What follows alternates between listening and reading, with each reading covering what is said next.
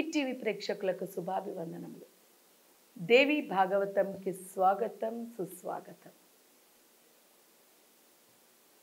వీరు చేసేటువంటి తపస్సుకి అంటే నరనారాయణులు చేసేటువంటి తపస్సుని భంగపరచడానికి స్వయంగా ఇంద్రుడే స్వర్గలోకం నుంచి తన యొక్క ఇంద్ర పదవి ఆ యొక్క సింహాసనాన్ని విడిచి అక్కడికి హిమాలయాలకి చేరుకొని ఎన్నో రీతుల ప్రయత్నం చేస్తున్నాడు. అయినప్పటికీ వీళ్ళ యొక్క తపస్సు ఎటువంటి భంగము లేదు, ఎటువంటి చలనము లేదు. ఏమిటి పట్టుదల, ఏమిటిది, ఎలాగ వీరిని చేద్దాము, ఎలాగ వీరిని తపస్సు నుంచి తప్పిద్దాము, అసలు వీళ్ళ దగ్గరికి ఎలా వెళ్ళాలి అని ఆలోచిస్తూ ఆయన రంభ, ఊర్వశి, మేనక వంటి వారిని దింపుతూ ఆయన అక్కడికి దింపడం అంటే ఎలాగ తీసుకొచ్చాడంటే అక్కడ కోపం వచ్చింది. అక్కడ అంటే ఇద్దరు కూడా జంటమునులుగా అసలు కదలకుండా మెదలకుండా స్థితప్రజ్ఞులై నిలిచిపోయారు. కొంచెంకే చలించేటువంటి వాడు ఇంద్రుడు. అటువంటి ఆ ఇంద్రుడికి చాలా విపరీతమైనటువంటి రోషం వచ్చింది. ఎందుకు రోషం వచ్చింది అంటే, నీకు ఏ వరం కావాలో కోరుకోండి, మీరు ఎంతో బ్రహ్మాండంగా చేస్తున్నారు కాబట్టి నేను ఇస్తాను అన్నాడు. కానీ వారు వినే స్థితిలో లేరు. స్థితప్రజ్ఞులుగా ఉండి పట్టుదలగా వారి తపస్సు వారు చేసుకుంటున్నారు. వారికి ఎలాగైతే వారి తపస్సులోని స్థితప్రజ్ఞత ఉంది, పట్టుదల ఉందో, ఈ ఇంద్రుడికి కూడా రాగం పెరిగిపోయి ఈ రాగంతో కూడుకుని రోషం వచ్చింది. ఈ రోషంతోని ఈయనని ఎలాగైనా భంగపరచాలని చెప్పి మాయామోహితుల్ని సృష్టించాడు. అంటే మోహం కలిగించేటువంటి వాళ్ళల్లో మోహం తెప్పించేటువంటి వారిని సృష్టించాడు. అలాగే వారి పైకి అంటే నరనారాయణుల పైకి ఈ సృష్టించినటువంటి ఈ మాయామోహితులని, మోహం కలిగించేటువంటి వారిని పంపించాడు. కానీ ఏమీ ప్రయోజనం లేకపోయింది. అప్పుడేం చేశాడు, క్రూర మృగాలైనటువంటి పులులని, సింహాలని, ఇటువంటి వాటిని అన్నిటినీ, తోడేల్ని కూడా సృష్టించి వాటన్నిటినీ కూడా వారి ఇరువురి పైకి పంపించాడు. అయినా కూడా ఎటువంటి చలనము లేదు, ఏ బెదురు లేదు. ఆ యొక్క సింహ గర్జనకి కానీ ఏ మాత్రము చలనము కూడా లేదనమాట. అయితే ఎలాగైనా కూడా వీరిని భంగపరచాలి అని పరిపరి విధాలుగా ప్రయత్నిస్తూ ఉన్నాడనమాట. తన ముందుకు వస్తున్నటువంటి వాళ్ళందరినీ అంటే వీరందరినీ కూడా అడుగుతూ అక్కడ ఉండేటువంటి మోహపరచడానికి మోహితులని తీసుకొచ్చాడు, ఈ మృగాలను తీసుకొచ్చాడు. ఏమి చేసినా ప్రయోజనం లేకపోయింది.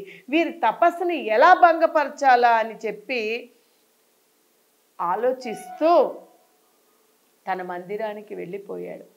తన మందిరానికి వెళ్ళిపోయి బాగా ఆలోచించాడు. అంటే ఎలాంటి ఆలోచన అతనికి వచ్చిందంటే,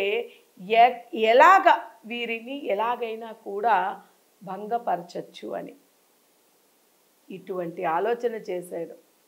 అప్పుడు వ్యాసుల వారు చెప్తున్నారు, అంటే ఇంద్రుడు ఎటువంటి తపస్సునైనా కూడా భంగపరచగలుగుతాడు, భంగం చేస్తాడు. కానీ జనమేజయ,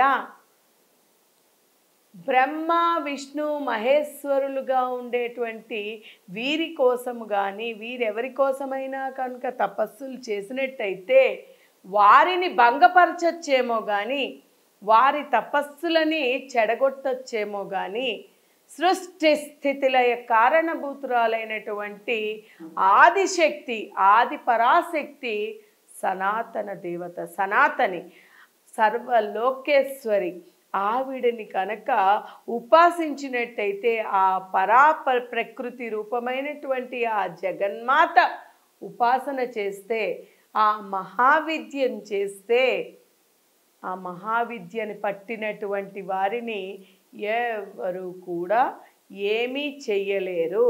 ఆ మహావిద్యని ఆరాధించేటువంటి వారిని ఎటువంటిది చేయలేరు. వారి తపస్సుని ఎప్పుడూ కూడా ఎవరూ కూడా ఏమీ చెయ్యలేరు అని చెప్పడం జరుగుతుంది.